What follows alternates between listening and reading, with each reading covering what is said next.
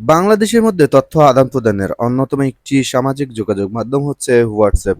হোয়াটসঅ্যাপে আমরা যখন কাউকে কোনো কিছু পাঠাই, ধরুন ছবি কিংবা ডকুমেন্ট, সেক্ষেত্রে ছবি বা ডকুমেন্টটি তিনি কিন্তু দেখতে পারবেন এবং পরবর্তীতে চাইলে তিনি ছবি কিংবা ডকুমেন্টটি ডাউনলোড করতে পারবেন কিংবা স্ক্রিনশট নিতে পারবেন। অনেক সময় আমরা বিভিন্ন জরুরি কোনো ডকুমেন্ট কিংবা ছবি পাঠাই, সেক্ষেত্রে কিন্তু তিনি যদি স্ক্রিনশট নেয় কিংবা ডাউনলোড করে, সেক্ষেত্রে আমাদের ক্ষতির সম্মুখীন হতে পারে।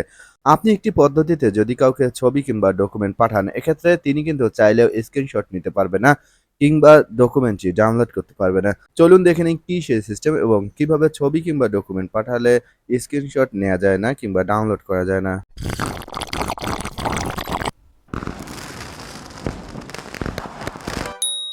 যখন আমরা কাউকে কোনো কিছু পাঠাই, সেক্ষেত্রে আমরা অ্যাডজাস্টমেন্ট এই আইকনটিতে ক্লিক করি।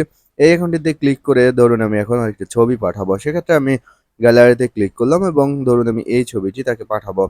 ছবিটি পাঠানোর সময় খেয়াল করবেন এই নিচে দেখতে পাচ্ছেন অ্যাড ক্যাপশনের ডান দিকে 1 লেখা রয়েছে। এই 1 অপশনে যদি আপনি ক্লিক করেন, তাহলে 1 অপশনটি ব্ল্যাঙ্ক হয়ে যাবে। যখনই আপনি 1 অপশন ক্লিক করবেন, এর পরবর্তীতে যখন তাকে ছবিটি বা ডকুমেন্টটি পাঠাবেন, সেক্ষেত্রে সেই ছবি কিংবা ডকুমেন্টটি কিন্তু সরাসরি ওপেন হবে না। যাকে পাঠিয়েছি তিনি যখনই একটি ক্লিক করবে, তখনই এই ছবি কিংবা ডকুমেন্টটি ওপেন হয়ে যাবে এবং যখনই ওপেন হওয়ার পর তিনি একবার দেখবে, একবার দেখার পরেই কিন্তু অটোমেটিক্যালি ভাবে ছবিটি আবারও হাইড হয়ে থাকবে। সেক্ষেত্রে ছবিটি একবার দেখার পর তিনি স্ক্রিনশট নিতে পারবে না কিংবা ডাউনলোডও করতে পারবে না।